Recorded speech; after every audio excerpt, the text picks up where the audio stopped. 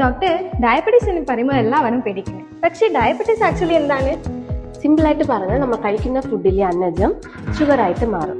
ആ sugar body use ചെയ്യാൻ insulin വേണം. ഇൻസുലിൻ പ്രോപ്പർ ആയിട്ട് വർക്ക് ചെയ്യുന്നില്ലെങ്കിൽ ഡയബറ്റീസ് വരും. അതുകൊണ്ടാണ് ഷുഗർ കൂടുന്നതല്ലേ? അത് കറക്റ്റ് ആണ്. പക്ഷേ ഷുഗർ മാത്രമല്ല റിയൽ പ്രോബ്ലം. ഇൻസുലിൻ റെസിസ്റ്റ് ആണ് റിയൽ വില്ലൻ. ഇൻസുലിൻ റെസിസ്റ്റൻസോ അതെന്താ? നോർമലി ഇൻസുലിൻ ഒരു താക്കോൽ പോലെയാണ്. ഗ്ലൂക്കോസ് അകത്ത് പോകാൻ വേണ്ടിയിട്ട് സെൽസിന്റെ ഡോർ ഓപ്പൺ ചെയ്യാൻ ഹെൽപ്പ് ചെയ്യും.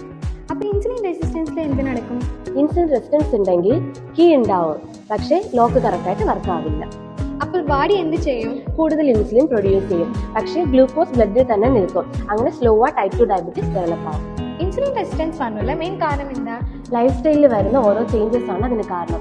അതായത് ഫുഡ് കറക്റ്റായിട്ട് എടുക്കാത്തത്, ഉറക്കമില്ലാത്തത്, ആവശ്യമില്ലാത്ത സ്ട്രെസ്, അതുപോലെ തന്നെ എക്സസൈസ് ഒന്നും ചെയ്യാതിരിക്കുന്നത്, ഇതൊക്കെയാണ് മെയിൻ കാരണം.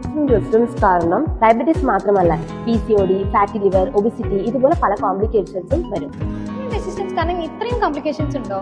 ഗുഡ് ന്യൂസ് എന്താണെന്ന് പറഞ്ഞാൽ ഇൻസുലിൻ റെസിസ്റ്റൻസിനെ നമുക്ക് റിവേഴ്സ് ചെയ്യാൻ പറ്റും. അപ്പോൾ ഇത് എങ്ങനെ റിവേഴ്സ് ചെയ്യാൻ പറ്റും നിങ്ങൾ ചിന്തിക്കുന്നില്ലേ? നെക്സ്റ്റ് വീഡിയോയിൽ കാണാം.